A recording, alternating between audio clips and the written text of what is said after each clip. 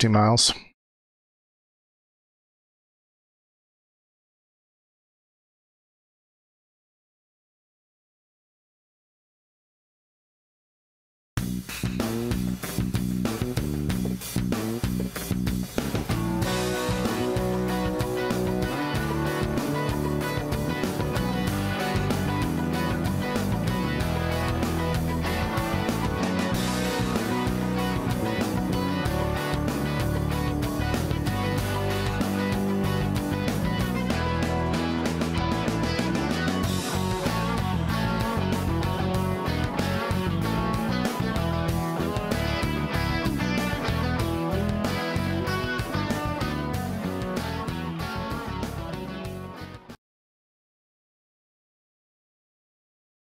The following broadcast is a presentation of iRacing Motorsport Simulations live on PTRTV. We'd like to thank all of our partners for their support. He may get the run on the outside off of the back straightaway.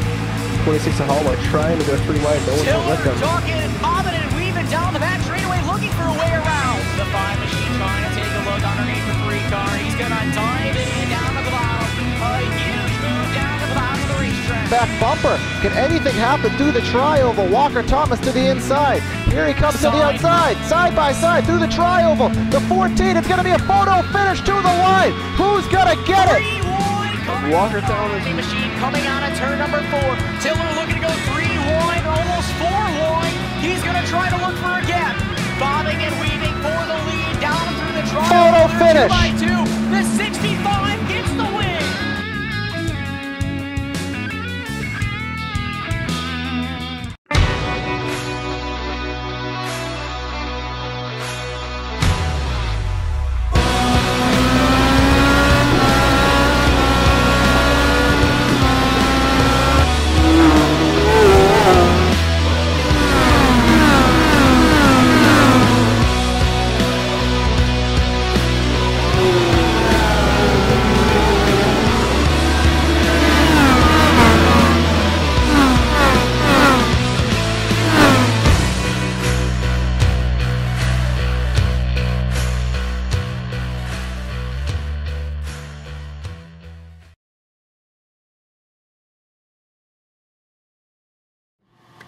So hey, this is the new iRacing scanner, right? Yep, this is our new scanner.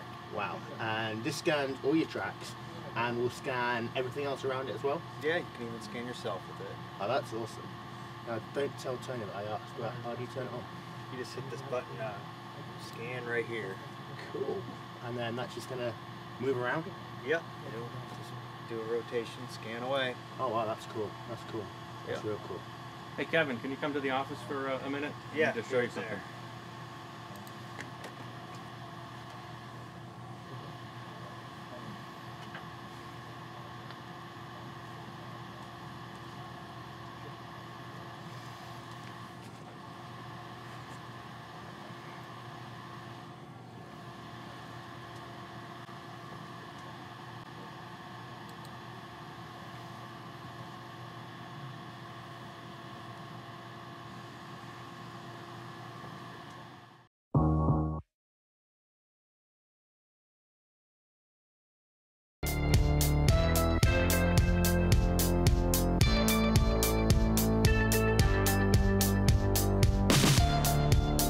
Welcome, race fans, back to PTRTV on LSRTV. Tonight is the ASRS American Sim Racing Series with their Sam Maxwell Customs ASRS Truck Series.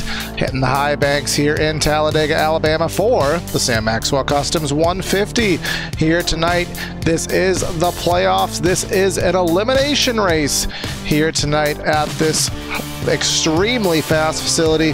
Giving you the calls tonight is myself, Corey Silva, and Evan Black. And well, as they did, Evan, in a couple seasons ago in the real world where we had these playoff rounds end here at a wild card track, that is what's on the table for us tonight. What is going through these drivers' minds?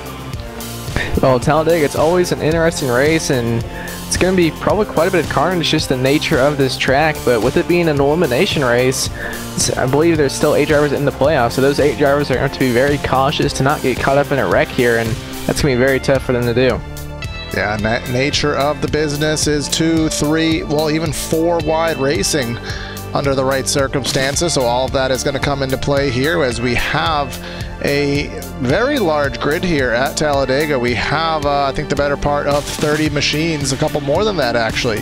So there's going to be a lot of people fighting for these positions. There's going to be a lot of opportunity to get caught up in somebody else's mess. And as we said, with this being a playoff elimination race, there are drivers who need every spot they possibly can get at it. But something to realize besides just the playoff drivers, well, there's what is it, about 18 other drivers, 20 drivers plus in this race that aren't in the playoffs that still want to win themselves.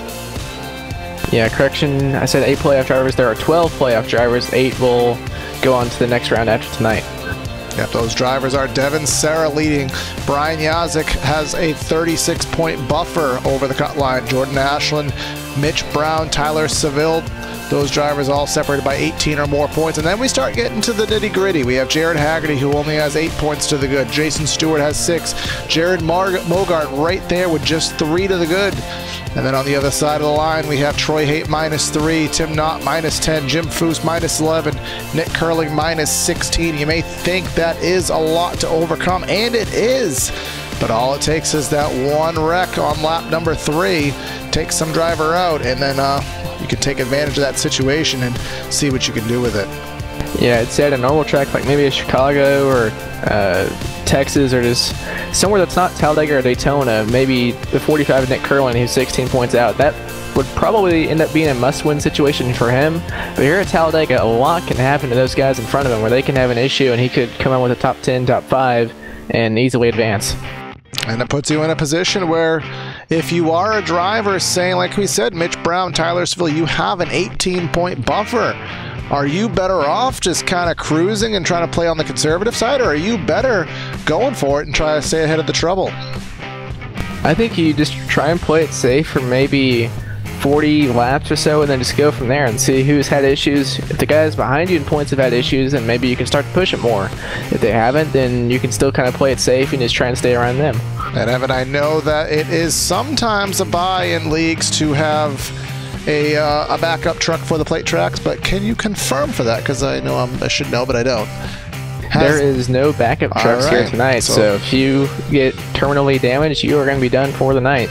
As I said, I know sometimes that is a happening here on this track, but not an option here tonight, as it never is, but definitely not here at the plate track. So again, these guys are going to have to take very good care of that one Camping World truck that they have been given, because that's all that they're going to have on the table tonight. But these guys are getting ready to hit the grid here at Talladega Superspeedway, so let's bring you the starting lineup here for the Sam Maxwell Customs 150 at the Talladega Superspeedway. On the pole, lap time of 54.740 seconds is Tyler Seville on the pole. Congratulations to that lap. And then Mitch Brown on the outside of the front row. Jordan Harnish rolling off P3, Alex Giese in the 4th spot, and then we have Tim Knott and Michael Krobik 5th and 6th, Jason Stewart and Andy Veltman 7th and 8th. And rolling off in the 9th position, we have Jay Graves Jr. In 10th, we have the 42 of Jim Foose, 11th, the 13 of Clarence Bonner. In 12th, we have the 20 of Devin Serra, who is the only driver locked into this next round. And the number 6 of Jared Haggerty rolling off in 13th, Mark Whitley in 14th, Brandon Stokes in 15th, and Brad Cross in 16th. And then we have Robbie Baskins in 17th, and Nick Curling, a driver we said that needs a good run today. He is in 18th. Steve Buhala in 19th, and Mark Cohn in 20th. Jared Bogard, remember, he is right on the cut line, 3 points above it. He is in 21st, Pete Baskins 22nd, then Chris Titus and Jack Wells 23rd and 24th. Then 25th, we have Richard Stallings, 26th, Troy Haight, Brian Yazik back in 27th, Sam Maxwell in 28th, and John Kennedy 29th, Nick Kaufman 30th, Scott Smith 31st, and Kevin Mingus in 32nd. All right, I think your grid was a little bit different than mine, Evan, at the very end there, but we saw it all scroll by on the screen, the end of the field. Not as vital, because those spots will change rather quickly. And just as a summary of the weather conditions tonight, not that that will be of much concern. 72 degrees in the air, about 81 degree track temp, 6 mile an hour wind, from the east. Again, that won't be of much concern here tonight. What is going to be of concern is the aggression level of these drivers, and those drivers trying to get themselves in that playoff position. Mitch Brown, we talked about, he has a pretty good buffer, and he's right there on the front row, which I'm sure will make him a little bit more, at least on the start of the race. If he's already up there, you might as well try to stay up there. Yeah, if you're up there in the top 5, you're fairly safe. The main issue is when you get back around 10th to 25th, really. If they're all still in the pack, that's where the real danger zone is. And then you get in that position where these drivers are 2, 3 wide. Well, if they're especially 2x2, which we expect to see for a good portion of the night tonight, you get into those spots where a lot of drivers get nervous about being the first driver to go 3 wide in a battle. So you're going to see those drivers, do I go 3 wide? Do I just kind of stick there and ride it out? But if you're one of those drivers in the position where you need to move, you don't really have time to just let it play out. You need to be aggressive. Yeah, and I think the guys that are not in the playoffs, they can be aggressive from lap 1, because for them it really doesn't matter if they wreck out, because they're just there to win the race. Remember, we started this round of the playoffs at Canadian Tire. Devin Serra ran out of fuel on the last lap, lost that victory, but it went to him at Las Vegas. He was able to take that round and give himself the free pass. Does not have to worry about tonight. We will eliminate 4 more drivers, head down to 8, and then we have Lucas Oil, Texas, and ISM that will lead us to a championship 4 at Homestead in about 1 month's time. So a vital race. 4 drivers will lose their hope of a championship here tonight. PTRTV on LSRTV. Again, want to thank everybody for tuning in and giving a shout out to this league, and hopefully they will put on a good show for you guys at home and us in the booth. Hopefully it is a great night. We have, as we said, Tyler Seville and Mitch Brown leading us down. Evan, how about you get the green flag for us tonight? Coming out of turn 4 now on the front stretch. Once the pace car does end up pulling in, there'll be a pretty long wait before we get the green as the pace car now pulling in. Getting ready to go through the tri-oval here. Tyler Seville, Mitch Brown in the front row, and then Jordan Harnish and Alex Giese in that second row there. Just waiting for the green flag to come out now. And there it is, and we're underway here at Talladega. That extremely long delay here at Talladega, but with that delayed start-finish line, but we are indeed underway. Everybody will go through the gearbox and should be up to speed by about corner number 3. Inside will have the advantage, being the shorter distance while we are slow. Give it to Seville with the push from the 44 of Harnish. Now to 2, that outside lane starting to fight back a little bit. Mitch Brown leading that lane, has the run down the backstretch.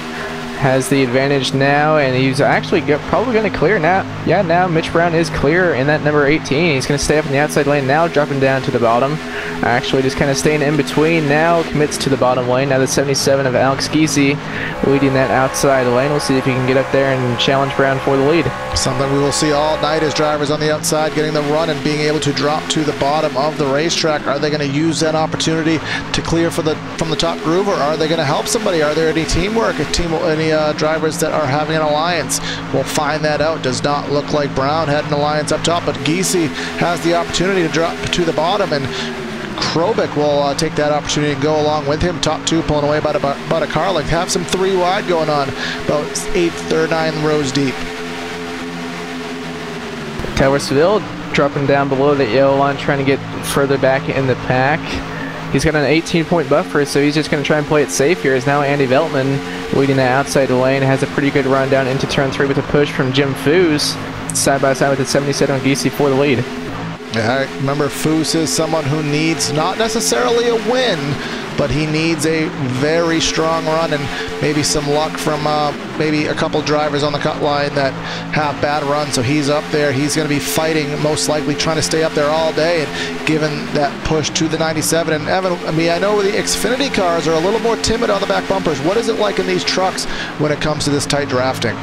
I haven't driven a truck on a super speedway in a while, but I know they are a lot more lenient than the Xfinity cars. You can push a lot more through the corners and there's not a 100% chance that you're going to spin out. There is still a chance that if you hit them in the wrong spot through the corner that they could spin out, but you can push a lot more in these cars with Jim Foose going 3 wide for the lead. But he was maybe looking for Sarah to go with him up there and get that third lane started. Sarah decides to stay in the middle groove and push Veltman. Now, I don't see anybody else down there. Oh, somebody all the way at the back of the pack, a blue truck up there, but way far back out of Jim Foose's draft range, so he is going to lose about upwards of 10, 12 spots, depending how it shakes out. But up front, still that 77 of Giese, and looks like Veltman with the push from Sarah may be able to make something happen with this.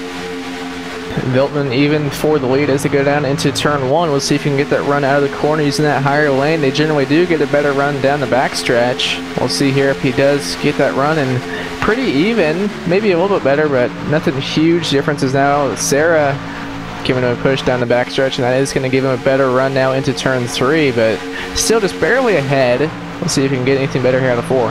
And this is that situation I was talking about, Evan, where everyone is gridlocked now, 2 by 2 by 2 by 2, and some drivers are just timid. Jim Foose was not. He was ready to make that 3 wide move, but when nobody is willing to make that 3 wide move, you really are just kind of stuck in a box, just kind of waiting for something or even nothing to happen. Looks like Jim Foose once again going up there to the 3rd lane, and once again no one going with him, so he lost another spot there. Now back in 13th.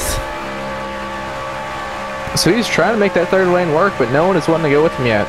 Yeah, just maybe a little too early on board. And 13 of Clarence Bonner around on the backstretch, up and over. Big wreck on the backstretch. Yeah, whoa, Clarence Bonner is still flipping around. Brian Yazik involved. Remember, Yazik was a playoff driver, although one with a very large buffer. I'm not sure he's able to be knocked out tonight, but let's go back onto the replay and see what happened here off corner number 2. Go up to our, oh, well, that cam's a little bit too high. We're watching Bonner. He is in the vicinity of Foose. He has the 45 of Curling. Remember Curling, one of those cutoff drivers, and it looks like some contact there. And that sent him around. Yazik got some impact from that, along with the 45 of Curling and a few other drivers. Just not sure if at that point that either someone was too high, someone was too low. Kind of hard to tell. One of those just racing deals, and unfortunately some other drivers got the short end of the stick from it. Yeah, the playoff driver Tyler Seville also involved. He's 18 points to the good, so he is pretty safe, but that damage is certainly not going to help him. Interesting ride that Yazik took there on 2 wheels. He was as low as he could get, but no way around it, so we will get assembled behind the iRacing pace car through 3 and 4, and yeah, well, at this point, Evan, we're at a full fuel load. I'd expect about 35 laps to a tank, so I don't really expect any pit stops. It won't really amount to much. So I don't expect anybody to come down pit road, but we will see indeed what the case is as they have the opportunity to come right now.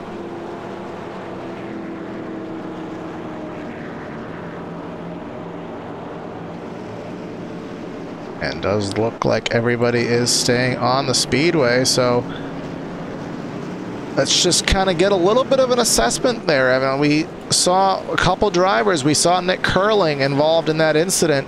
You can see he's down pit road. I think that was basically his entire any hope at a playoff run, especially with no backup truck. That's pretty much gone, and he has taken it behind the wall. Yeah, so Curling is going to be done for the night, so he is one of the drivers that for sure will not advance to the next round. Looking at Brian Yazik right now, and he has some significant front-end damage to that machine, because we saw him get on 2 wheels there. Sorry, that grandstand view is absolutely abysmal right now. And Yazik, he was not able to drive it back to pit road, so this could end his night. But the good thing for him is he is plus 36, so he is pretty close to being locked in. Yeah, with 32 drivers formally taking the grid tonight, I think that is a mathematic lock right there for Yazik. Don't quote me, but it's pretty much as close to a lock as he could have. But Jim Foose was able to get through that. Remember, Foose was ready and raring to make those runs. He was trying to go to the top 3 wide, and we know the draft package in this truck it does allow for that, Evan. It's a lot of times you just have drivers really timid about those situations, especially early in the race, and just not ready to go with them yet. Yeah, Foose knows if he wins this race, he'll be locked in, and he's 10 or 11 points out, so there is a chance for him to point his way in, but it's going to be a lot easier if he can go up there and get that win.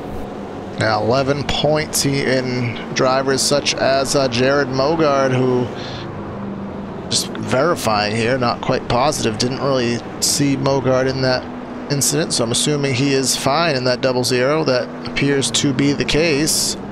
And then yeah, he made it through that wreck, but he's still back there in 25th, so he must just be playing it safe, as he's only +3 to the good. Playing it safe until they get a little bit further along in this race. And Troy Haight, another driver that we wanted to watch, and he is in the 18th position right now, and looks like all is well in the 28 camp, so nothing with him. And then Tim Knott in the 16th spot, so it looks like only Curling and Yazik were involved in that. And I mean, ultimately it's going to make Yazik pretty close to the cut line, but as we said, not really much of a concern with him making it or not. But Jason Stewart is right now, he's in the top 10. He was well ahead of that, so he is fine, currently running in the 9th position. So he said, for Foose, you got to keep doing what you're doing. You got to show these guys that you're not afraid to make a move. You're someone that wants to get to the front, and you'll take these opportunities, but just has to find the drivers to be willing to take that opportunity. But maybe that will have to happen later in the race. Now, Corey, one driver I do not see here tonight that is in the playoffs is Jordan Ashland. Yeah, but that is a very good variable to throw in, Evan, because 23 points out. I'm not entirely certain if provisionals are a thing in the playoffs. Maybe able to find that out here under yellow, but not entirely sure on that, because if it is, then he will be scored last place points, but if it isn't, then, well, essentially move everybody up. And I mean, I would assume he would be the one out of the playoffs, but of course we can't be certain of that until the race is over and we get the final standings. Yeah, I would think that he's just not going to get counted as if he never showed up to this race, but even if he did take a provisional, only getting that, I believe it'd be only like 1 point or so. I still don't know if that would get him in. Yeah, that would be very close, so we won't have those answers, well, until the next broadcast, which would be in 2 weeks of the Truck Series, because next week is championship week for the Twitchy Race Reports Premier Cup Series. We had 200 laps of green flag racing at Martinsville last week, which I think caught absolutely everybody off guard. Only finished with 2 cars on the lead lap. That race was just a race out of the blue. Jim Foose actually helping us call that race, but so we will be celebrating a champion next week at Homestead. But as we said a little bit earlier in this coverage, we still have 4 races rather in the Truck Series after tonight. We're heading to Lucas Oil at the short track, which is again kind of a wild card, because it is a track that, I mean, in all honesty, these guys should be running at in real life. We don't need to debate that one. But a track that is not really used too much on the iRacing service, so it's going to be a very interesting track, a very tough track to pass at, a lot of bumping and banging. But then we head to Texas, and we know these drivers at Texas can put on a really good show. Nice slick track there, a lot of bumps with multi-groove racing, and then we'll end it up at ISM Raceway, Evan. So I'm pretty sure that you'd agree that the wild card of next round is going to be at Lucas Oil Raceway. Yeah, Lucas Oil, the short track, that's going to be very interesting, as if I'm thinking of the right track, that is a pretty high line based track where you can pretty much only run the top. It is essentially a flat as a board track, but there's about, I don't know, 2 degrees of banking extra on the top of the racetrack, so that kind of allows that to happen. But you can pull off your sliders, you can do all that kind of stuff. But as we said, it's going to be interesting to see how that plays out. to say it nicely. But we get 2 weeks for that. We got a lot of racing left here at Talladega, and as someone said in chat, you can see all of the playoff drivers denoted with their red splitters, red windshield banners, and all that good stuff. So we come down, I believe it is the Alabama Gang super stretch here at Talladega, and ready for a restart. We'll be taking lap number 10. Alex Giese going to be leading us back to the green with Andy Veltman to his outside. Michael Krobik in third. Devin Serra in fourth. And Mitch Brown back to fifth. And we saw the inside lane get the run on the restart, which is usually expected here, as we're not up to speed yet, which gives the inside the advantage purely on being the shorter distance. But again, with this really long waiting game at Talladega, once that pace car goes in, you have essentially the entire tri-oval as your restart zone, the way that it plays out here on the simulator. So we will indeed see when the 77 does decide to get this race underway. Of course, the classic start-finish line at the end of the tri-oval. So the pace car is in, and well, the waiting game is on for the 77. He's gonna wait him down. When will he get onto the accelerator? Again, still waiting here. And there it is. He goes at the green flag. We're back racing at Talladega. And I'll tell you, Veltman on the outside, he was ready to go that time with the help from Veltman. Serra giving Veltman a huge push down into turn one. He will have a slight advantage entering the corner. See if he can keep it up on the exit of the corner, as he should, as Serra is still locked in the back bumper of that 97. Krobik just now getting the back bumper of that 77. Out of turn number two, who's going to get the run down the back straightaway? Looks like pretty even. Veltman with a slightly better run, though. Yeah, you really have to be careful. Serra was giving him a push, but he wasn't giving him a square push. That will a lot of times get the drivers a little bit loose, but he did use that push as good as he could, and Veltman kind of running out of steam there on the top of the racetrack. They'll have to get wound back up. Only have 4 trucks up there at the moment. Who is that driver? Mitch Brown kind of flirting with the yellow line there as they come off corner number 4. Big, solid push from Krobik in the 72, looking to stay right on that 77's back bumper. And now who's that? Mitch Brown jumping out to the outside lane in front of that 97 of Veltman. So now 5 trucks up there. And the outside lane up at the front and a couple further back. But now with those 5 trucks, the outside lane is starting to move forward as they're side by side with Alex Giese for the lead. Mitch Brown leading the outside, going to try and get the run down the backstretch. He's getting a pretty good run. Now Veltman giving the push, and Brown, he might be able to clear here entering turn 3. It's going to be pretty close. He is clear now, but will he stay up? Looks like he is going to stay up in the middle. And yeah, he's still going to stay in the middle. Veltman looked 3 wide. He was very tentative for a second, and that opened the middle for, I believe it to be Krobik right behind. Sorry, that was Serra to go to the inside of Veltman. So now Veltman stuck in the 3rd lane.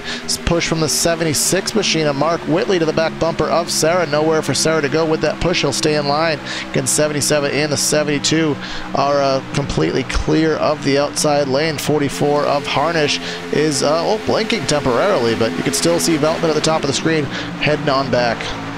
Yeah, Veltman has no help up there in that very top lane. He's going to go all the way to the back of this pack. As Mitch Brown still leading the outside lane. Now Michael Krobik going up to the middle, and no one's going to go with him. So now Krobik's stuck in the middle. Can't get up. He can't get back in line. So now he's stuck in. And Evan, he's going to get himself back down. But something that people are nervous about, and rightfully so, is that middle groove. But it needs to be known that middle groove can actually be a rocket ship. You get the way the draft model works here, Evan, you get that side draft from both sides. It really can propel you through if you're gutsy enough to run it. Yeah, Serra got up to the lead there momentarily, but now Mitch Brown back side by side with him. And like you were saying, Cor, I think this middle lane is the best lane, as a little bit of contact there, looks like between the 18 and the 20, but whatever driver has been in the middle lane has gotten to the lead, it seems like, whoever's leading that outside lane. Yeah, if you're in the middle, you're the best off, but if you're on the outside, it seems you get that better run off of the corners. You propel it all the way down the straightaways, and most of the time they will clear right at the end of the straightaway and make that decision. Do I want to drop down? Do I want to stay up top and help whoever has been helping me? Brown didn't get that run quite yet, so he has about 2 truck lengths to have to work to get back up to that lead battle. But now Serra does have the lead.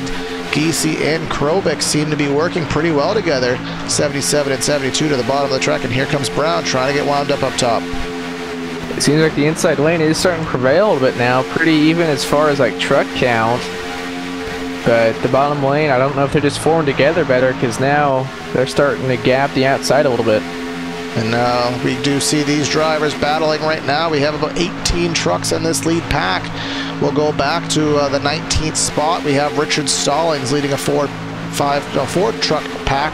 Him, Jared Mogard, remember he's right on the cut line. Kevin Mingus, and we have John Kennedy running by himself. We go back to a two-truck tango of Smith and Seville. And then only the driver on the speedway right now is Richard Fletcher, so that is what's going on right now. But up front again, here comes the 77 of Giese trying to get the lead back to the outside using the help from Krobik. Mitch Brown by himself up top, but behind the 72 of Krobik is the 76 of Whitley trying to push that outside lane by. Now Mitch Brown has some help from Brandon Stokes, so 3 wide there for, looks like about the 3rd position. Now Stokes getting back down to the middle lane, so Mitch Brown once again all alone up there, but looks like that 77 of Giese is going to take the lead. Not quite clear yet, but now he is clear, and he's going to stay up in the middle lane, at least for now. He's trying to block that outside lane. We'll see Will Giese drop down to the bottom lane. It looks like he's going to stay in the middle, so he does not want to drop down to the bottom.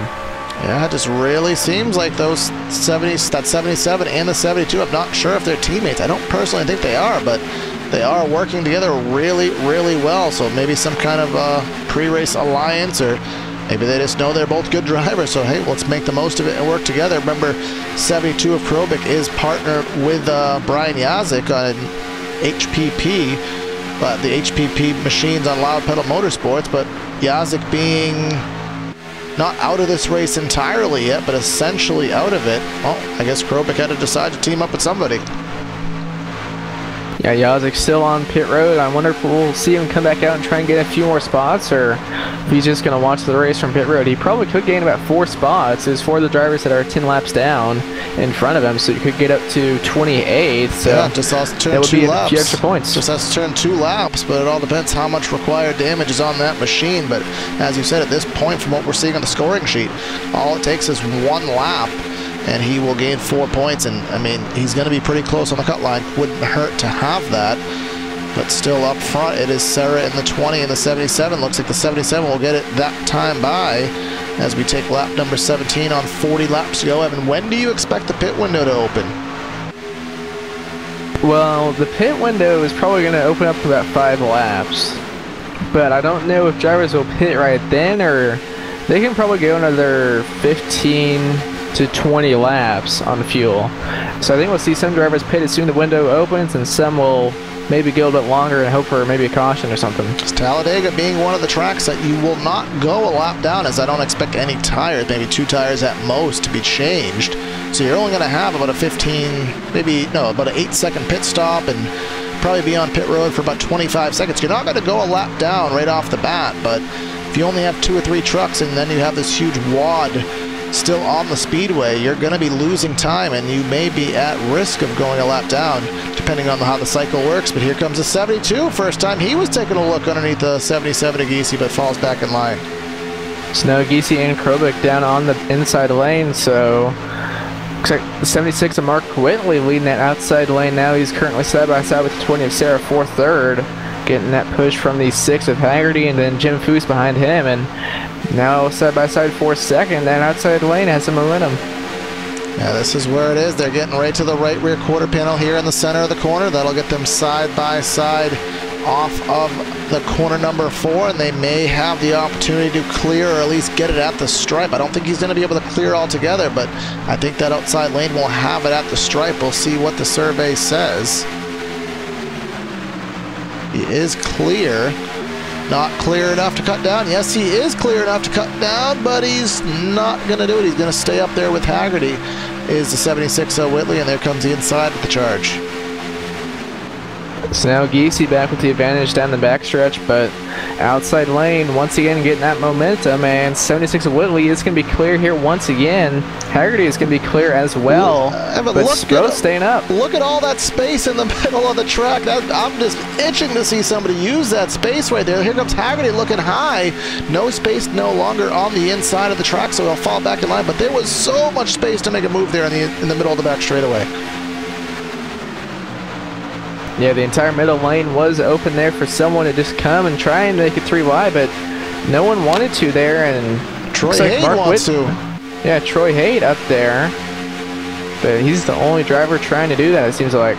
Yeah, it is early, and as I was saying with the pit stops, Evan, the fuel window would be opening up to make it to the end of the race, but it's kind of a call these drivers have to make is this race going to go green? Are we going to wait for a caution? Because if it goes green, and you make that pit stop early, you could set yourself up for a good spot. But if it doesn't, I mean, either way, I think it'd still be good. It's just going to be a matter of how the track position plays out and who you want to work with and what they want to do.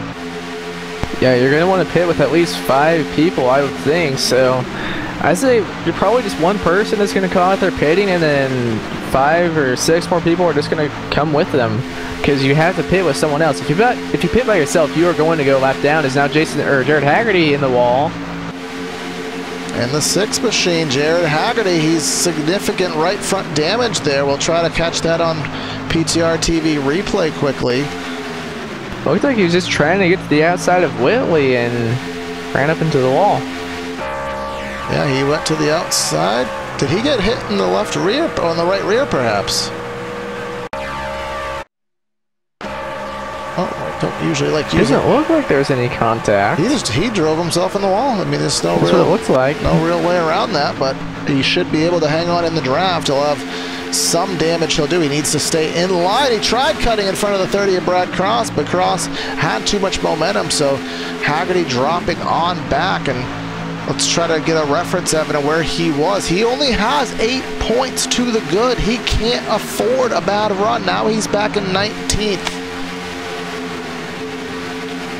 Yeah, in that instant there, that kind of spread the field out. But look who's leading this race, Evan. Jim Foose up there in front of that 77 McGeesey, leading this pack now. Remember, one valuable bonus point for the 42, leading this race at the very end. No matter what happens, he has that bonus point. I'm sure that's what he wanted, at least more than anything, just to get it out of the way. So he does have that. He has that key position on the inside of the racetrack. So see how long that 42 can hold the charge. Looks like we have about 10 drivers now in that pack after we had that little bit of separation with the Haggerty incident. I think the second pack might be able to catch them though, as now Foose was kind of up there in the middle. Kind of left the bottom line open, but now closes it once again. That kind of hurt their momentum. Mark Whitley has the advantage going down into turn 1 with the push from the number 3 of Pete Baskins out of turn 2 now. We'll see if he can, if that 76 can clear for the lead. But I want to show, Evan, as you were talking about, maybe seeing if that second pack can catch up. Sam Maxwell actually had a 0.4 of a second slower lap time that last time by, but on the live interval, you can see it is going down 9/10 to 0.8 of a second. So now they're in that draft range. Once you get to about 3/4 of a second, aerodynamics will do the rest for you. And I do expect this pack to close back into 1, and Maxwell's going to have a head of steam. It's just a matter of, does he want to do anything with it or just back off? It's going to be kind of hard to get everyone behind you to go with you, so probably just going to be backing off. We'll see here, though, as looks like last time by they were 0.4 of a second quicker, Maxwell was, than the last car in this lead pack, so he's going to catch him for sure. Yeah, he might have him by corner number 3, but you can see that gridlock in front of these drivers, so that doesn't leave any space for him to go. And it does look like I see some 3-wide racing going on in that front pack. Looks like Baskins, and is that Sarah up there? Now both from down to the middle lane. Who's still in charge of this race. Remember the pink trucks, a couple pink trucks we do see. Breast Cancer Awareness Month being represented by a few of these drivers. Good to see here. But here we come, Foose with the help from Giese. Whitley to the top by himself. Here comes Brandon Stokes to the top of the track in front of Veltman. Remember, Veltman went all the way to the back of the pack in a shuffle of events, but now he is back into the top 5 at the moment. As remember that 8 truck pack we had now is about 15 as the tail end has caught on. About 5 trucks up there in the outside lane now, and they're going to have the advantage going down into turn 3, with Mark Whitley leading that about a nose ahead of that 42 of Jim Foose into turn 3. See if he can clear him here out of 4. He is losing a little bit of time through the center as the 01 of Stokes is not on his back bumper. Looks like the 42 is going to clear him, and the 77 almost clear that 76. Coming through the triangle now. See if the outside lane can get a run and try and lead this lap. It does not look like they're going to be able to. But we'll see if they can get anything through 1 and 2. Yeah, those 2 trucks out there as Veltman has dropped back a little bit too much in order to be helpful, so they will need to wait for him to get there for Veltman to give them a little bit more of a push. But it does look like in the center of the corner they actually are able to door ahead just by a little bit using the side draft to their advantage as we go down the back straightaway. And look at that outside lane go with just the help from those 2 trucks. Is the 76 going to clear to the bottom? He will not. And now Michael Krobek trying to decide what to do, does not know where he wants to go. Well, his gap just got filled in. Here comes Veltman with the head of steam. Veltman, Baskins, and Sarah now joining these 2 drivers leading this outside lane. So with those 5 trucks now, will they be able to nose ahead that 42 and maybe clear for the lead? Right now they're at his door at the start-finish. 42 of Foose still going to lead that lap going down into turn 1 now. And Corey, it's only 31 laps to go here. It is. This race is going to fly by under green flag conditions. We see some drivers already exiting the pits right now. Not sure if those are drivers of that were up there. I have to check the statistics, but it's Troy Haight and Jared Haggerty, both playoff drivers. But they're not together. Yeah, they are. Haight has just gone 1 lap down. Haggerty, we know with that damage, he is going to be running solo by himself right now, and that's going to be catastrophic. Remember, as I said, he only has 8 points to the good, so he's going to need a caution to get himself bounded back up. But these guys are really running nice and respectful right now, nice and clean, and not really instigating a caution quite yet. But we never know what can happen if we do go have green flag pit stops. We know slowing down from 185 down to 60 is not necessarily easy, especially from a pack. Mark Whitley in that outside lane did lead the last lap, so they're finally starting to be able to get ahead a little bit. Still not able to clear, and now down the backstretch, it looks like Foose will have the lead once again, but coming through 3 and 4 now. We'll see if they can get ahead. I don't know if they're going to be able to here, as they're not very well together. And now, who's that? Brandon Stokes getting down to the inside lane, so Mark Whitley is all alone. 77 in the back bumper in the center of the corner there of Foose's. There was a little bit of a shuffling going on in the center of the corner, but here comes Giese with a look to the top of the racetrack. Foose won't be able to block, but Stokes is going to stay right behind and give a nice shot to the back bumper of that 42 to try to push the 42 back through, and he will do that. 77 will have to fall back into the clutches of the 76. Those drivers will have to get wound up. But here comes Stokes looking to the top of the racetrack. Now Jim Foose will have the help from the 72 of Krobek, as now Stokes has help from Giese, and who's at the 76 of Whitley as well. Stokes will have the lead going into turn 3, but will he be able to keep it through the corner as Giese's all over his back bumper through the center of 3 and 4. See if he can get the run out of here and lead this next lap. It's going to be really close as they are dead even out of 4. Outside lane should get the run, but we'll see if they do, as Jim Foose is leaving that inside lane open. Kind of surprised Krobek is not going forward. He's just staying right on the back bumper of that 42. And who's going to get at the stripe? It looks like it's going to be Stokes, but it's going to be really close. Yeah, that gap is by 3/100ths. It did go to Stokes, and he may have the opportunity to clear pretty soon. It is worth noting John Kennedy, Scott Smith, and Tyler Seville all drafting together. They will be in danger of going a lap down, as now the leaders are on the same straightaway as them. And as we talked about earlier, pit window is probably going to be open within about, well, the maximum pit window is going to be about 10 more laps, I would assume. So really any time from now, we'll see these drivers breaking the pit road. The 3 guys in the outside lane were able to clear the inside lane, and now the 77 and the 76 working together as Brandon Stokes got shuffled out there, and he is all alone up there in the outside lane. He's gonna be, is he gonna be able to drop down? Just barely getting in front of that 42 of Foos. 42 is gonna remember that, because Stokes definitely kind of forced himself down there. Jim did not want anything to happen, so he gave him space. But I wonder if this is indicative of pit stops, Evan, because we are entirely single file minus a couple trucks at the back of the pack. Yeah, probably gonna have to come down pit road here in about 5 laps, or they're gonna run out of fuel, I would think. And where we go. But now even more guys are getting up to the outside lane. Are those guys that aren't gonna pit this time? Maybe. Well, we'll see. Pit window, as we said, about 33 to 34 laps, and then by a couple laps of caution. So maybe about 36 is the maximum end of the window. So we'll see what these drivers do. Anybody going to peel off? Yes, they will. 76 of Whitley. There comes Stokes.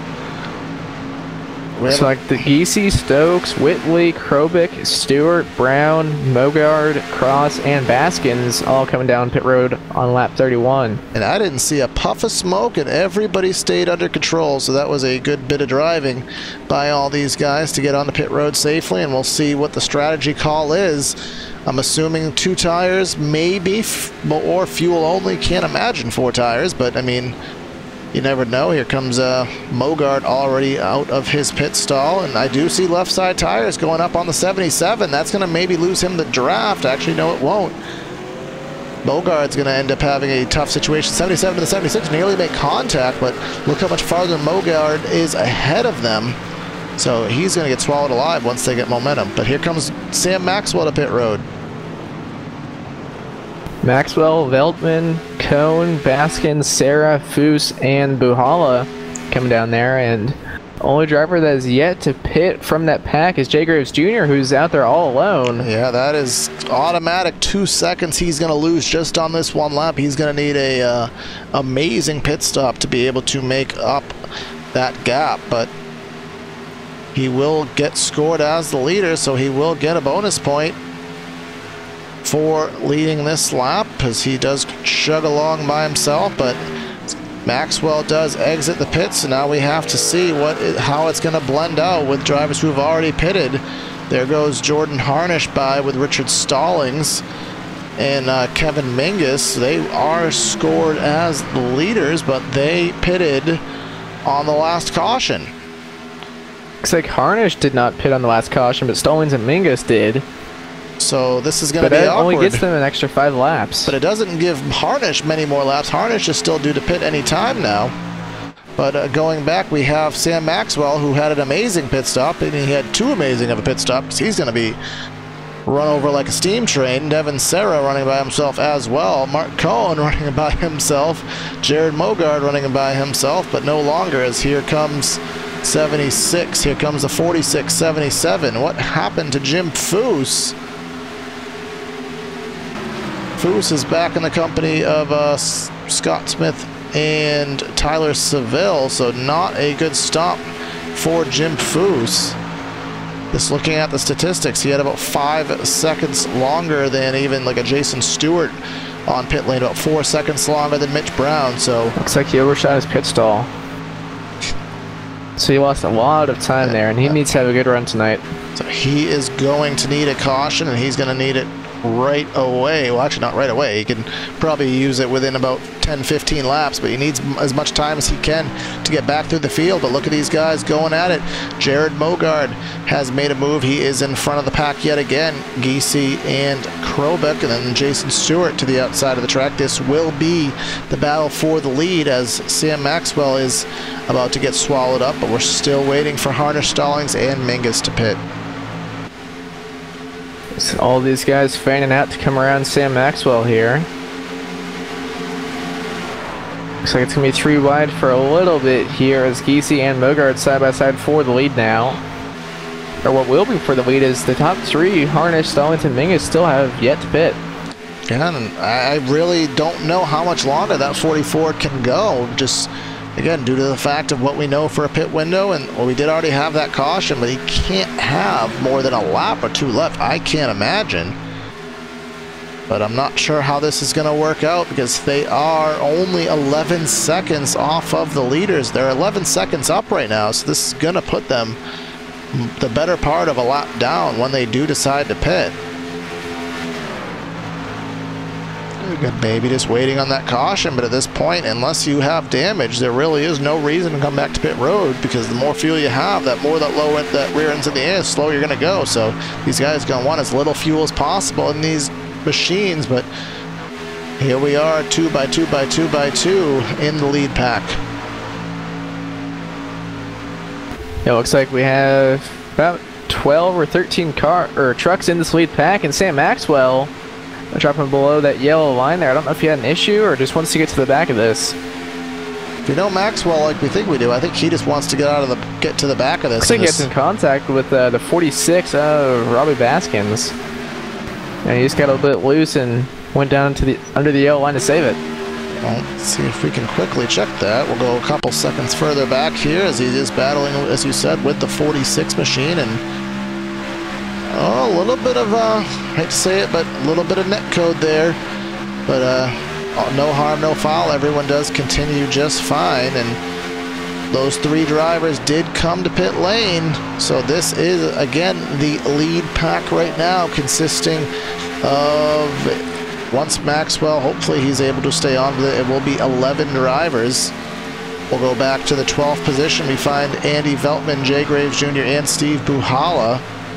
And then we go back to the 15th position, which is about 2 seconds behind this. We find John Kennedy, Scott Smith, and remember Jim Foose, who was leading this race not too long ago, but now all the way back in 16th. Which Kennedy and Smith, they have yet to pit, so when they do come to pit road, Foose is going to be all alone.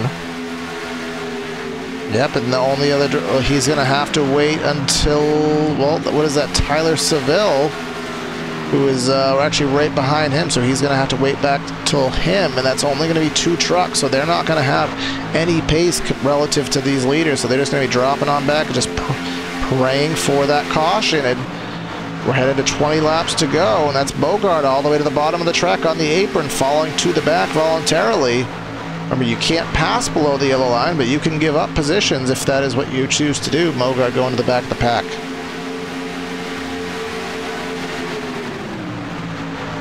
I don't really know why he wanted to go back there. I guess he just didn't like being up front, but yeah, he's only +3, so I guess he's trying to play it safe. Maybe he knows. I mean, you know, as a driver, you try to know what you need to do and who is your biggest competitors. So maybe he knows that there are some drivers that are not in good spots right now. So maybe he just, well, there's no need for me to take a chance at it. Kind of Jimmy Johnson-esque. I know I'm probably in right now, so why take a chance at it? And to try to validate his point, Jim Foose is behind him. We know that Jared Haggerty is not having a good run with his damage. Then you have Tim Knott is far back there. Already said Jim Foose, so he really isn't in a bad position right now.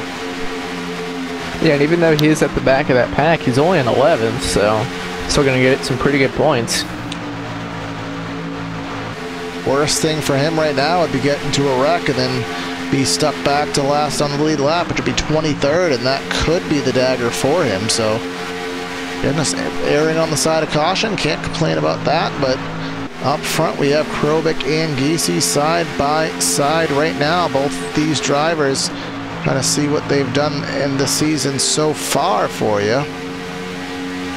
Alex Giese is run part-time this season in about 10 races. He has yet to either have a top 5 or a top 10, so be good for if he can pull off a good run and get a good statistic on the season. And it looks like Michael Krobik is going to take the lead here. He has cleared that 77, but staying in the outside lane for the moment. Push from Devin Serra. Coming up on a lap car, the 117 of Richard Stallings. And Michael Krobik, from what I can see, has turned 6 races this season and hasn't been in the top 5 or the top 10. So trying to show his team justice with a good run, as he's been up front all night long here tonight at Talladega. We've had only one caution in tonight's race, and that was well earlier in the race. 20 lead changes officially at the line, so a rather competitive event here tonight at Talladega, and we still have yet to see the big one, and we hopefully don't, but you never know what's going to happen. Pit stop should be over. Everybody should have enough fuel in the tanks to finish this race out. Playoffs issues have occurred for a few drivers, so we'll be interested to see how that does shake out with the final standings. But speaking of playoff issues, Brian Yazik is back out on track now, running 28th, and it looks like he might be able to get one more spot. Tim Nod is still on pit road. Remember, he might be able to get to 27th. Remember, he was behind Jack. He passed Jack Wells, Chris Titus, Nick Curling, and Clarence Bonner. So 4 positions. I mean, he had, as we said, a very big buffer, one of 36 points. So might as well just take it as cautiously as possible. So very good choice by Yazik. We'll see how long he does choose to stay out there for. But again, 2x2 up front, Evan. And when do you expect the wick to be turned up to see these drivers really start making these moves? Probably here in about 5 laps. I'd say with right around there with 10 to go. We're going to start to see a lot more 3-wide action, I think. Because remember, with the American Sim Racing Series rules, there are no one-lap shootouts. So realistically, if a caution comes out at or after 6 laps to go, the race will most likely end behind the pace car. So you really have to keep that in mind, as you don't want to wait till the white flag, because you just never know. Your move that you could have planned for the white flag lap may not get to happen. So a lot of the time these guys are racing as if 6 to go is the white flag lap here on these plate tracks, and is trying to do the best he can just in case that caution comes out. I think if you're outside the top 5 right now, you really need to start pushing with like right around 10 to go, because like you said, if the caution comes out at 6 to go, you'll still have 4 laps to kind of get up there and try and make your moves. So here in about 4 laps, we're going to start to see a lot more 3-wide, I think. We have, what is it, about 11 trucks in this lead pack, as there is some 3-wide going on right now, as these guys are passing those slower machines at the top of the track. Maybe those guys will tag on to the end of this pack. Remember, even though they are 1 lap off the pace, they have every right to race with the leaders. There are some times where lappers can't give you that push you need to get that extra position. But up front, they're pretty much just exchanging laps at this point, seeming to go to the inside more often than not, only having those 4 trucks to the outside line. Brandon Stokes, he's trying to go 3-wide. He's the last car in line in the outside, but he is trying to get to the outside of that 46, but just can't do it yet. Yeah, it just takes that driver to go to the outside groove, and at the moment, you don't have it. There's not enough cars, not enough trucks in the pack to allow that outside move to happen. And when you do have smaller lead drafts, you really need all of those trucks possible to get that outside going. I don't know if we have it yet, or if we will have it at all. A few of those lap trucks have now caught up to this lead pack.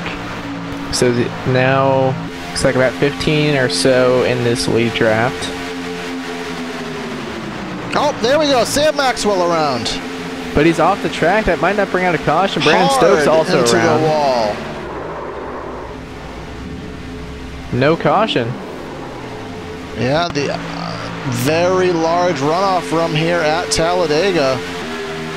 Brandon Stokes caution. did just bring out the caution now. Looks like that was just a domino effect incident. Well, domino. See if I can. Not really the best at using slow motion as the camera goes wonky here. Oh, there we go. I had it for a second. There we go. Slow motion. I figured out how to do big things. 0-1 trying to go 3-wide. Maxwell is down there. The 46 machine. Up top, 46 comes down into Stokes. Sam Maxwell just absolute innocent bystander. That was Robbie Baskins in the 46 machine. And second caution underway, and That does a lot of big things, Evan. That brings up the opportunity for Jim Foose to get back into it. He's now in 11th. That brings us a much larger pack and probably about a 7-lap run to the checkers. And more than likely, this will be the final restart, because once we get back to green, like you said, with 6 or 7 to go, there's not going to be much, if any, time for another restart. Yeah, so this is going to be big, and will it run to the checkers? Will it run into more calamity? Well, we're going to have to find out together, but at first we need to find the iRacing pace car, which Giese is working to catch right now. So Jim Foose is now up there in 11th, and I don't know, with all the other guys around him having issues, I don't know if he's going to have to win this race. Haggerty's having quite a few issues, and trying to see who else. Seville is having a few issues. So he might not have to win this race. He just needs to get a good top 5 probably. I'm not sure if the pits were open that time. I have a feeling they were, but obviously not seeing anybody come down pit road, so we'll give you a quick field rundown at the moment. We have leading this race Alex Giese. This will be his 20th lap led right now. Michael Krobik in 2nd, Mark Whitley in 3rd, Devin Serra in 4th, Jason Stewart in 5th. Not sure why my graphic just went away. There we go. We have Mitch Brown in 6th, Mark Cohn in 7th, Robbie Baskins in 8th, Steve Buhala in 9th, and Jim Foose running at the top 10. Jay Graves Jr. currently running in the 11th position, Jared Mogard in 12th, Andy Veltman in 13th, Brandon Stokes in 14th, Tyler Seville 15th, John Kennedy in 16th, last car on the lead lap, and then Brad Cross in 17th, Jordan Harnish in 18th, Pete Baskins in 19th, and Kevin Mingus in 20th. Then rounding out your field, 21st is Troy Haight, 22nd is Richard Stallings, 23rd is Scott Smith, Sam Maxwell being scored in 24th, but is retired from the race. Jared Haggerty in 25th, Richard Fletcher in 26th, Tim Knott in 27th, Brian Yazik in 28th, still turning some laps. And then drivers behind the wall, Clarence Bonner, Nick Curling, Chris Titus, Jack Wells, and well, that is the 32 drivers that did take time tonight. So we're going to step away for a brief commercial break and be back with you for what should be a very hectic final restart. So please stay with us.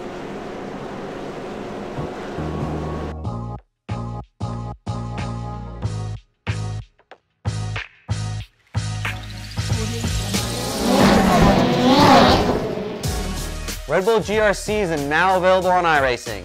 I personally put my blood, sweat, and tears into this thing, developing the cars, the tracks, the dirt, making sure it is authentic as possible, and I really think you guys are going to love it. The best part is that this 600 horsepower Volkswagen Beetle is free to all members. So get signed up now and come race me online.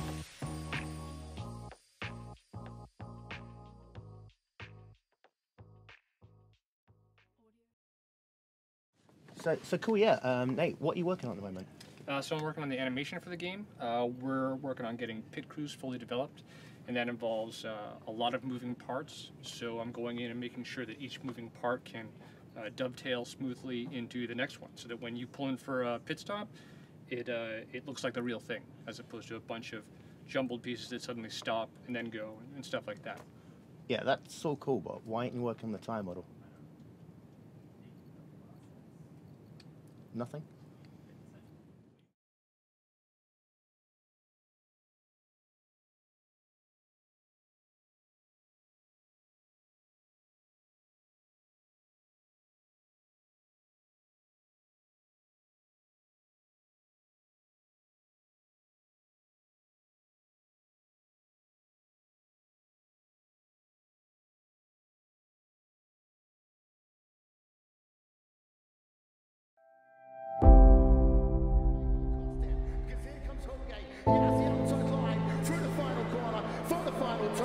Once again, photo finish here at the Indianapolis Motor Speedway. Will it be Tim Hogan? It's going to be Christopher DeMary.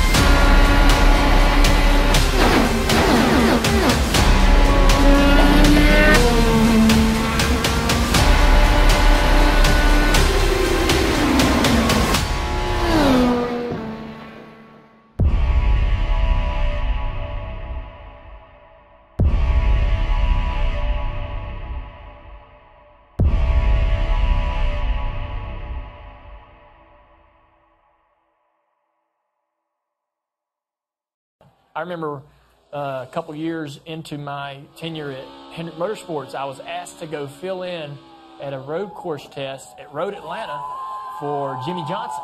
He had tested the first day and couldn't test the second day. And I was nervous. I'm testing for Jimmy Johnson, 7-time champion. Man, I better be ready. You know, Chad Knaus and all those guys, they expect perfection. So I spent hours racing on iRacing at Road Atlanta. And when I showed up, I was right on top of Jimmy's times from the day before. And they didn't know how. They couldn't believe, like, you've been here before? And I was like, never seen it. But I went online and raced online on iRacing, and it literally was like deja vu when I got out on the actual track and tested. Did you know that, I was going to jump in real quick, the simulator, did you know, like, when you got out there, hey, it's going to be this, or as you're driving, you're like, wow, this really is the same? It's so similar. It's visually so similar. And the other thing, too, that helps is all the, you can basically, the iRacing software and some of the simulators for the manufacturers.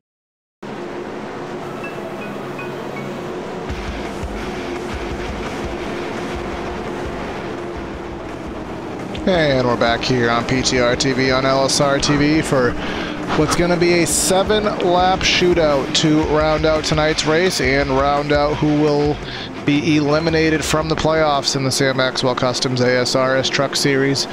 A lot of drivers who were out of the draft now have a second opportunity to get a good run, but only 7 laps left to do it, Evan. Yeah, 15 cars going to be on the lead lap here, so there's 15 drivers that could easily win this race. And with only going to be 7 laps to go, the intensity is going to be cranked up here. There's going to be a lot of 3-wide action, I would assume, as this could be the final restart. As if we run 1 lap, we won't have enough time for another restart. Yep, so that is going to make these guys have to go for it, but really hoping, as I'm sure you are watching this race at home, that we can finish out all of these laps and, well, see a fantastic run to the checkers. Remember, once the white flag does come in the air, it does not matter what calamity does ensue. We will drive back to the checkered flag if we are able to get to that point. But 72 and the 77 have pretty much been up front all race, along with the 76 and the 20. So these guys have been up there, but you can't count out anybody here at these plate tracks as pace car is in. And again, the extended wait to get to the start-finish line and the restart zone here. All the anticipation and the thoughts going through these guys' mind of what moves do I want to make and who are they going to make work with, who am I going to have to work with to make them happen. Right at the green flag we are going to go. And there it is. We are racing here at Talladega. Pretty even start once again, but 72 Krobik actually going to have the nose ahead going down into turn 1, and with the run they already have through the center of 1 and 2, they might be able to get the lead out of turn 2. See out of the corner now if that 72 Krobik can clear with the push from Sarah. Not going to be able to yet, as the inside lane is coming back with the side drafting going on there now, and pretty even down the backstretch. Yeah, he is. He's going down the back straightaway right now. They're door to door for the lead, and still waiting for anybody to go 2-3 wide at the top of the racetrack, but it still has yet to happen. Still getting these momentum, still getting the momentum wound up. Here comes the 20, giving that mega push to the 72, and here he comes off of corner number 4 into the tri-oval. Everyone's at the full speed now, as a few guys looking to the outside 3 wide. Now Sarah still pushing that 72 Krobik, and Whitley on the back bumper, that 77 of Giese down into turns number 1 and 2. Everyone staying pretty tame with it so far. Still only 2 wide. It's going to be very soon before we see some 3 wide. Well, we'd have to imagine that will be the case. These guys are going to want to get these run. Remember, Jim Foose is here. He comes with a look to the outside, but no help with him. He has to make these moves happen, but nobody helping that number 42. So he's going to go from 10th to maybe about 15th, 16th position unless something does shake up, but doesn't appear to be the case. Looks like 72 will be able to temporarily clear the bottom line. He will choose not to, again staying up there, giving the inside a second charge. Coming through the tri-oval now, and still at 72 Krobik has the advantage through the tri-oval. Giese is trying to come back here through the center of the tri-oval, but still Krobik going to get in at the stripe, but neither the inside or the outside can clear, so it's just kind of gridlock right now until someone goes 3 wide. Yeah, we're just waiting for that move to happen. It might not happen until 2-3 to go. It might not happen until the white flag, but these guys staying in line, double file formation, just nowhere to go. Someone's going to have to make that power move and open up a new line, and you have to just hope somebody else goes with you. Unlike the 42, who lost about 6 positions in that move. We'll have to see who wants to win, who wants to settle. Are we just going to gridlock 2x2? Coming off 3. See 4 guys coming to the top. Foose trying to make it happen. Mogard looks like has a little bit of interest to go up there. Mogard, Cross, Foose, and Harnish were all looking 3 wide, but now pull back in line. Here it comes. Now pulling back out. Now it's just going to insinuate maybe the 20 or the 18 to try to block the momentum off on the 3rd groove. Have to wait and see if we're going to have a wreck. I'll tell you, this is probably when it's going to happen. This is going to be the tightest these guys have been racing, 3x3x3 all throughout the field here at Talladega. Krobik now leading that inside lane. Sarah leading the middle lane. Mogard up top leading that 3rd lane. And right now the very top lane has the most momentum, but Jim Foose, he had to get out of the throttle there for some reason and fell way out the back corner with that 30 Brad Cross. That's going to kill the outside lane's momentum. Lose any momentum. That's going to completely kill that 3rd lane, and they're going to have to get wound back up. And Foose is going to have to get wound back up. He lost a little bit of time to them, but now that 3 wide will fizzle back into 2 wide. We're going to come to 3 to go here at Talladega. This will fly by. Remember, we just have to get to the white flag, and we're guaranteed a green flag finish. 3 laps to go. That very top lane still holding pretty good for only having 2 trucks up there. I think Foose and Harnish will move back out to that very outside lane once they do get some more momentum. And out of 2, looks like who's Mitch Brown taking a look to the outside of Sarah. He's going to pull back in the line now. Still not sure of what he wants to do. It looks like Jim Foose is going to stay in that middle lane. Yeah, Foose is back in he's back in the good position to be able to make something happen here. He's in the outside lane, only about 4 cars deep, but up front, Sarah and Krobik now going at it. Giese, remember, he's led the most laps tonight. He wants to make something happen. But watch out for Mitch Brown. He's in a good position there up top if he can get Robbie Baskins to go with him. But don't count anybody out on the 3rd groove if they can get it wound up with somebody to go up there. Only 2 laps to go here at the stripe. It looks like Devin Sarah's going to lead this lap with help from the 18 and Mitch Brown, as Robbie Baskins just blinked out there, and he still has not come back. Yeah, that's going to make these guys really tentative. They don't know where he's going to be. Don't be surprised if he gets removed from the race at this point. There's Foose going 3 wide. And he has help from the 44. We only have to go half a lap to get a guaranteed green flag finish. Here he comes, the 42 with a power move to the 3rd groove. But Sarah's holding tight with that push from the 18. Will Foose get down in line? Yes, he will. Mogard looking to the top. A little bit of a wiggle there, trying to get to the outside of the 44. Here we come through the tri-oval. We're going to be taking 1 lap to go for the elimination race. Still Sarah and Krobik side by side for the lead. Everyone just 2 wide behind them. They're going to be 3 wide this lap, I guarantee it. So yeah, Jim Foose going to be the first to pull out of line and try and get that 3 wide working through 1 and 2. Devin Sarah has the slight advantage over that 72 Krobik out of turn 2. But I don't know if they're going to be able to keep this up. Remember, it's checkers or wreckers. Doesn't matter how it ends. We're going to the checkered flag. Foose goes to the outside, trying to see if that'll work. The 44 seems to be wanting to help him with that move. Foose needs every point he can get. Looks like they're getting really tight, almost into the fence. Mogard looking for a 4 wide move. That's not going to work. Foose is able to survive. Sarah has the run still. It's going to be a door-to-door race with Sarah and Krobik. Can Giese make anything happen? Can Mitch Brown make anything happen? Will they make it in one piece? We don't know. Here comes a 7 of Jason Stewart to the bottom. Who's going to get it? Will it be a photo finish at the line? It will not. Devin Sarah with the win. And it looks like the 72 Krobik is going to come home in 2nd and Mitch Brown in 3rd. And with Jared Mogard having that wreck there, that might eliminate him from the playoffs. He only had a 3-point buffer coming in, and he's going to finish pretty far back. Now, if we can get the point standings updated, we will give them to you. We will congratulate Sarah on his 2nd win of the playoffs, and we will congratulate Michael Krobik and Mitch Brown on good efforts for top 3 runs here at Talladega. So before we do step away for the post-race show, we will give you the final rundown here tonight from a wild finish here at Talladega Superspeedway. With the victory here tonight, as we just saw, was Devin Sarah leading 4 laps. Michael Krobik leading 11 laps, finished in 2nd, and Mitch Brown leading a lap in 3rd. Alex Giese led the most. He finished 4th. Jim Foose, a good effort, led some laps, finishes in the top 5. And then Jason Stewart, Steve Buhala, Mark Cohn, John Kennedy, and Andy Veltman rounding out the top 10.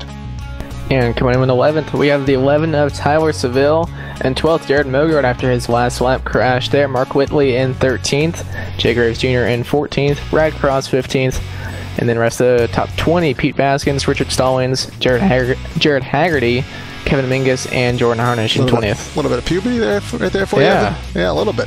Robbie Baskins in 21st, Troy Haight in 22nd, Scott Smith in 23rd, Richard Fletcher in 24th, Brandon Stokes in 25th, Sam Maxwell 26th, Brian Yazik 27th, and then Tim Knott, Clarence Bonner, and Nick Curling. And then just rounding out your field here tonight of guys who took laps tonight was Chris Titus and Jack Wells. So Devin Serra doing his victory donuts. We're going to take a brief break here once again and be back with you for the post-race social. Please stay with us.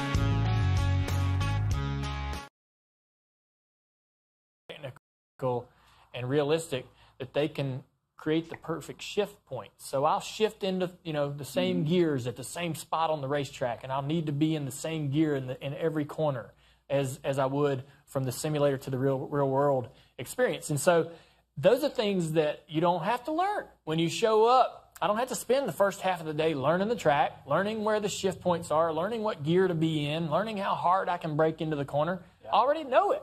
And literally it transfers over into real life so much easier these days with how realistic these simulations are. Wow. Two things come. Road Atlanta is a tough road course. So, hey, this is the new iRacing scanner, right? Yep, this is our new scanner. Wow. And this scans all your tracks and will scan everything else around it as well? Yeah, you can even scan yourself with it. Oh, that's awesome. Now, don't tell Tony that I asked. Well, how do you turn it on? You just hit this button, scan right here. Cool. And then that's just going to move around? Yep. It'll just do a rotation, scan away. Oh, wow, that's cool. That's cool. That's real cool. Hey, Kevin, can you come to the office for a minute? Yeah, to show you something. There.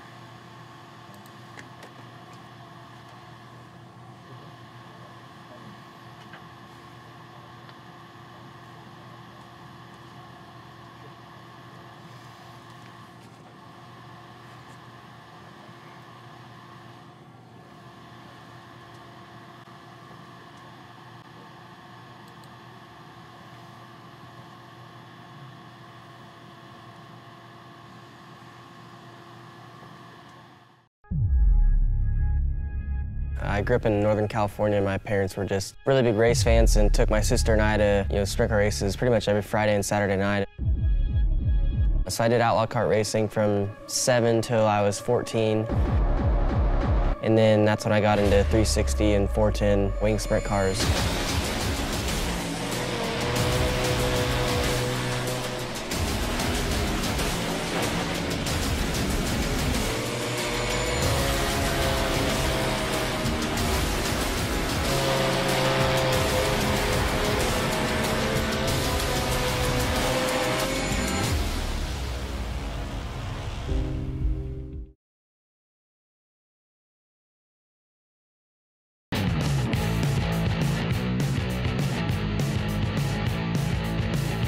And we're back for the post-race show, and as we just saw a crazy elimination race, we don't have the live points. I'm not sure when they will get updated, actually. Corey, it looks like we do have the live points. So, before we start that, let's give everybody the rundown. Devin Serra, not a surprise, he got in off of his win.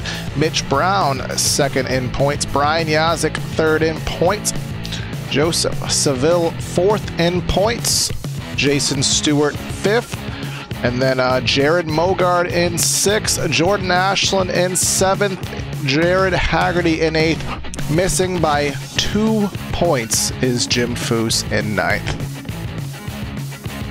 Remember, with all that happened in that race, Foose couldn't get that, but he's going to miss it by 2 points. So heartbroken in the 42 camp, but someone who is not heartbroken is the winner of tonight's race, and Evan caught up with him, the number 20 of Devin Serra. Well, Devin, you got your second win in a row, and you came into Talladega with no pressure. You won last week at Las Vegas, so you were already locked in. So how does it feel to get your second win in a row here at Dega? Man, that's awesome. That finish, how we were able to make it to the white flag like that wasn't just insane. And man, I'm really surprised at how well the outside lane was working. I had started on the outside in fourth, and I was trying to get Michael, you know, just kept pushing him on the outside, and then he went low.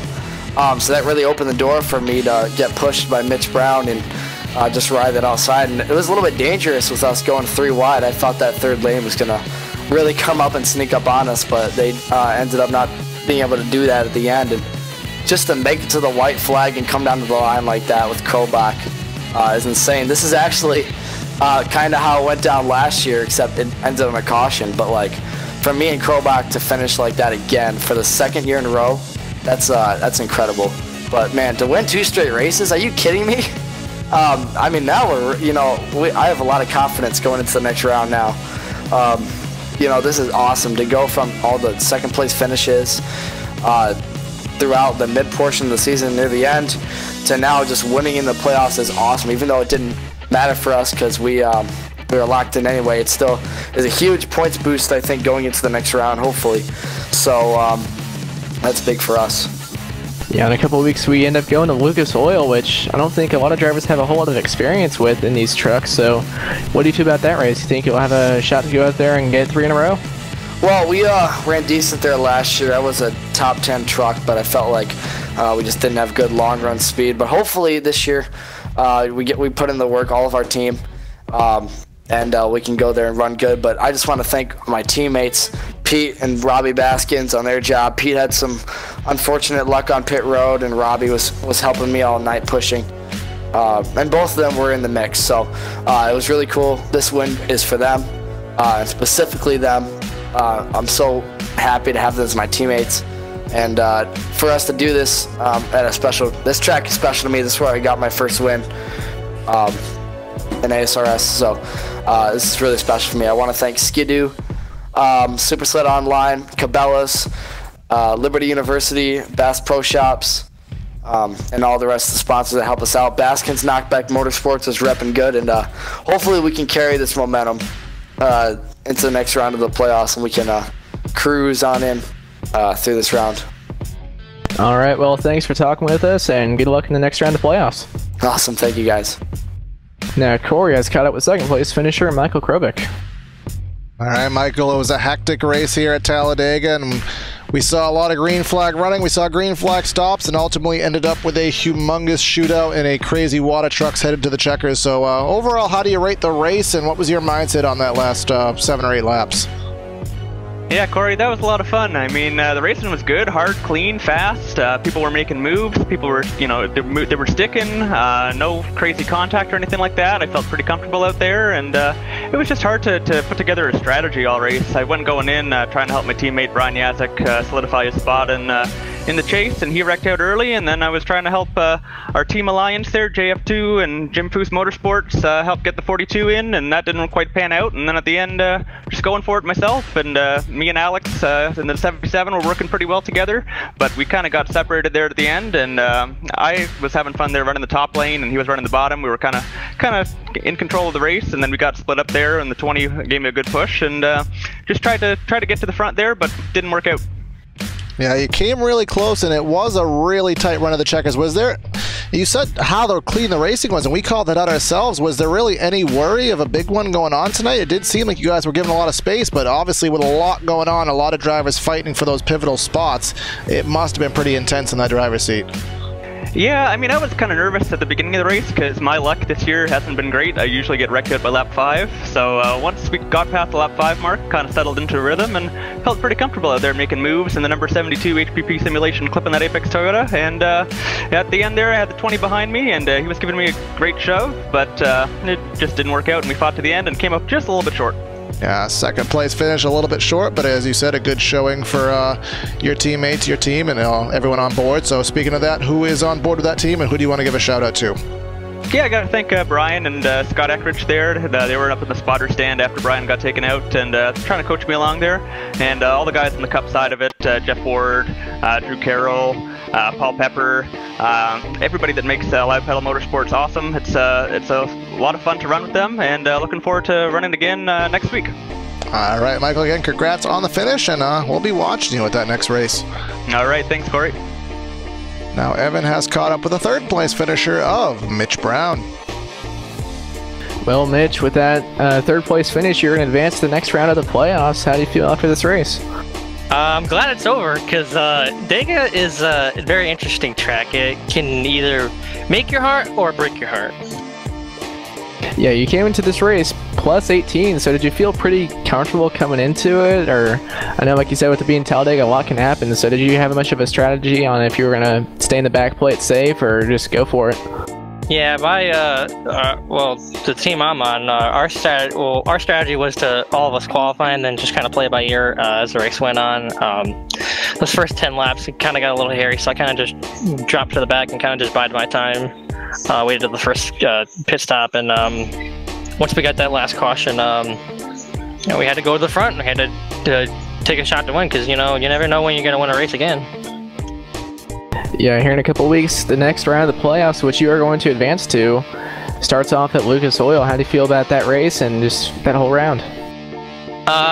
The whole round, I feel confident enough that we can be able to get to the championship for Lucas Oil and Texas are tracks I'm really good at. Phoenix is not one of my best tracks, but if we have a solid enough point stay at the next two tracks, we kind of just like play it safe at Phoenix and get on to Homestead.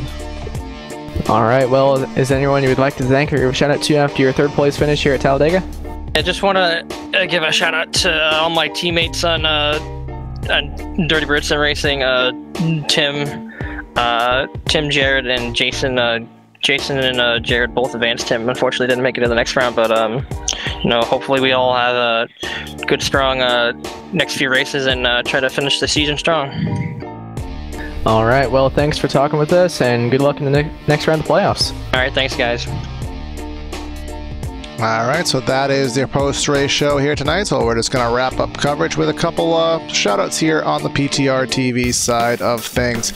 Quick shout-out to Air Movement and Fabrications, to Kreutz Custom Graphics, overlays by iBog, iRacing Broadcast Overlay Graphics for everything that everyone has done for the channel in our endeavor. As our time is ticking up here on the broadcasting thing, we still have some championships to decide here in the American Sim Racing Series, and a little bit of a break from the Integrity Racing League, but we will be back with them on Monday nights for coverage of their Cup campaign that is soon ending at Homestead in a couple weeks, so you'll want to stay tuned for Tuesday nights and catch them on Monday nights when we do finish up coverage of them.